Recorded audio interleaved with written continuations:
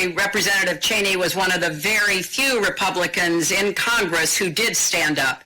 And I give all of them who spoke up, who voted for impeachment, who voted for conviction in the Senate, credit for doing what was right. I just wish that more Republicans had either the courage or the understanding of what they needed to do, that they too had stood up and spoken out. Right now, Jonathan, it is really troubling to see the Republican Party turn themselves into a cult and, basically pledge allegiance not to the United States of America, but to Donald Trump. Something I do not understand, I cannot accept, and I don't think the majority of Americans, as we have seen with the very large popular victory of Joe Biden and Kamala Harris, the passage of the American Rescue Plan, which is so popular. I don't understand why the Republican Party is so afraid of itself, because that's what it comes down to. I know you probably are thinking, why did you just assault my ears with that? What happened? Hello? She's back. But I want you to hear Hillary now. It's been a little while since you've been subjected to that. It's been a period of time here since you've had to actually hear Hillary lecture the rest of the country on an issue. And what I would say to you is this. She's awful. We've all known it all along. But they assured you in 2016 that she would be a great president, that she would break the ultimate glass ceiling, that she would bring forth all kinds of intelligence and good governance and all that. I mean, it's ridiculous. She's a horror show. I mean, it's awful. What happened? She is a disingenuous, smarmy, narcissistic, phony, just the whole thing. It's what? Hillary Clinton? You got to be kidding me. They wanted her to be president before. But I want you to remember that because, I told you the Democrats, their favorite game to play, the progressives, really, who Democrats, progressives use these pretty interchangeably. The progressives love to say, how dare you say that I'm going to do this thing in this period of time? And then when they do it, exactly as you said, this happens to me with all the COVID stuff all the time. When they do exactly what you said they're going to do, but they didn't want people to know because they didn't want the opposition to mount before it, then they turn around and look at you and say, yeah, that's right, we did it. What are you going to do about it now? Now on to the next one. We'll lie again. We'll get our way again. Look at what they do with these political candidates. Hillary Clinton. Oh, the great Hillary Clinton. She's amazing. She's going to... Nobody really believed that. I mean, some people did, but there are delusional people all over the place. All right?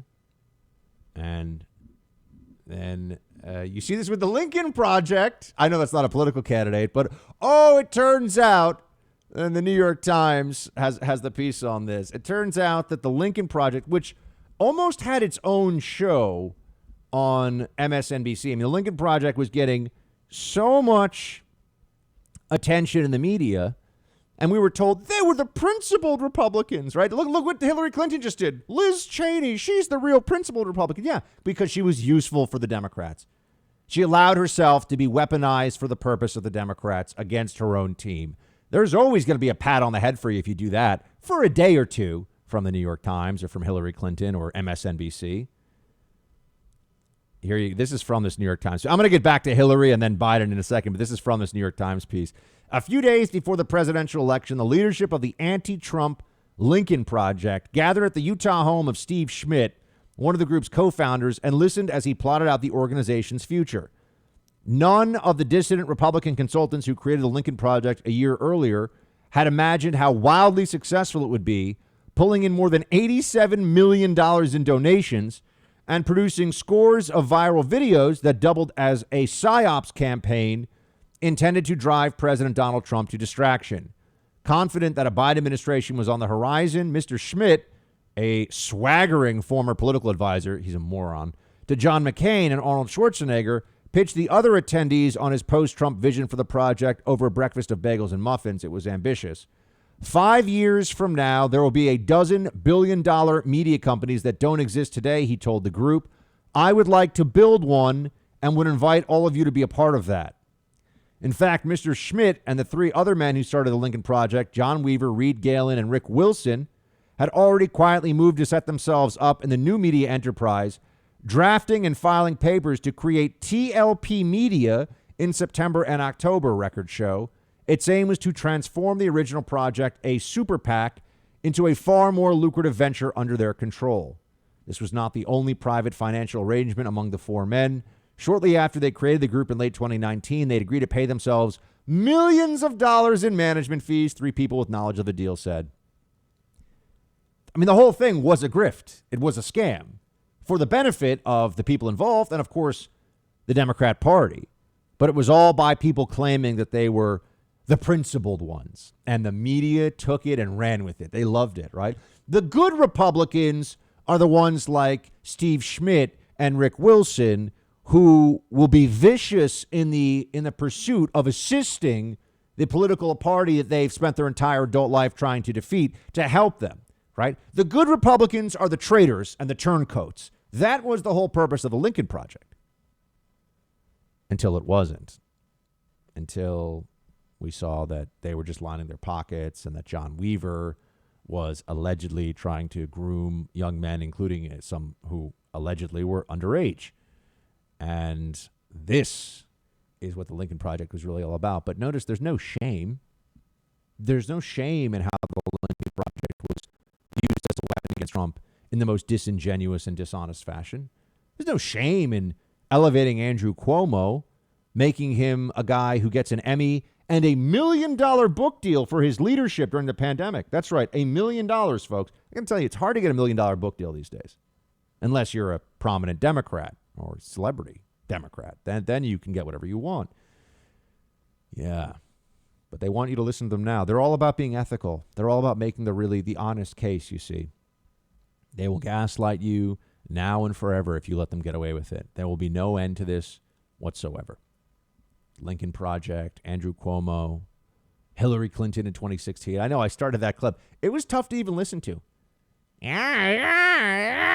That's what Hillary sounds like to me. You know, it's like some kind of a bobcat that's caught in a trap or something. I mean, it's really, it's just awful. But she should have been president. She would have been great, they tell you. Yeah. Anyway, it's amazing, isn't it? Get ready for an even more stunning version of this. I mean, the one that I think we can all see coming at some level is the one that involves the single most powerful person in the world right now, the single most powerful Democrat, but he's the most powerful person in the world right now, Joe Biden, the guy with the nuclear codes. And remember how they would tell you that Donald Trump was going to start a war with North Korea. He was going to start a war with Iran. They started out for about 2 years. The media, the Democrats, they were telling you that Trump was a threat. Trump was the warmonger. And then it got tougher to make that case because, no, he was actually the guy who didn't start wars. He was the guy who didn't send our troops into harm's way without clear purpose, strategy, and success in mind, right? I mean, that's a tough case to make when you're just seeing the reality of what's going on. But they tried that for a couple of years. Joe Biden is the guy with the nuclear codes, and you should know that because hopefully somebody else has those codes written down for him at all times, and he's not expected to remember very much at all because he can't remember the name of the Secretary of Defense that he appointed, who is his Secretary of Defense. This was yesterday. Play one. I just want to thank you both, and I want to thank the former general. I keep calling him general, but the guy who runs that outfit over there. I want to make sure we thank the secretary for all he's done to try to implement what we just talked about, and for recommending these two women for promotion. Thank you all. May God bless you all, and may God protect our troops. Yeah. Does he know the name of the Secretary of Defense? Does he actually remember? Now, I know what they're going to say. They're going to claim that this is just a lapse. Anybody can forget something. You can forget the name of one of your kids if you're in a heated moment and you're trying to get the van loaded up in the supermarket parking lot or whatever. I understand. But we've seen so much of this. Joe Biden's almost 80 years old. Those of us who have family members who are, or have had family members who are 80, we understand that, we love them, we support them, we try to, engage them in day-to-day life and with us as much as we possibly can. But you start to slow down a little bit. That's what happens. We are all going to the same place. We are all aging, and we are all going to reach our terminus in one way or another. And before the very end, generally, there is that slowdown period. There is that cognitive decline. Now, in some, it's much more serious, much more stark than in others. But they foisted this guy upon America because they figured they could get it done. They presented a politician who's like out of central casting for a Democrat that, what does he even stand for? What does he believe in? Nobody really knows. But he's given a lot of speeches, and he knows how to dress the part and sound the part, and he's been around a long time. So what a great way to push through a radical agenda, have somebody who's a kind of boring mediocrity as the front man for it. While the system, the apparatus of the Democrat Party behind the scenes is pushing in every which way, in the most extreme ways they can on a lot of policy items and issues. And then anytime we say, wow, they're moving really fast on this stuff, they say, what do you mean, Joe Biden? Good old Joe. You can trust him. He's the guy you can trust. It does remind me so much of that Eddie Murphy movie, not one of Eddie Murphy's most celebrated films, which are, of course, Beverly Hills Cop and 48 Hours and and Coming to America and Trading Places. All great films, by the way. If you haven't seen any of them, highly, highly recommend. Eddie Murphy went through a period where he was just the golden touch of any movie that he was in, and then he had the opposite of that, whatever you would call that kind of touch. But you see this. The Distinguished Gentleman is a movie that people don't really know very well, but he runs for Congress, and the whole thing is he takes the name of a former congressman because his name is close enough to his, and it's just, Jeff Johnson, the name you know. And that's really, with Joe Biden, it's Joe Biden, the name you know. I mean, that's it. That was the whole slogan. Joe Biden. He's not Trump, and his name is Joe Biden, and Joe. What a fraud the whole thing is.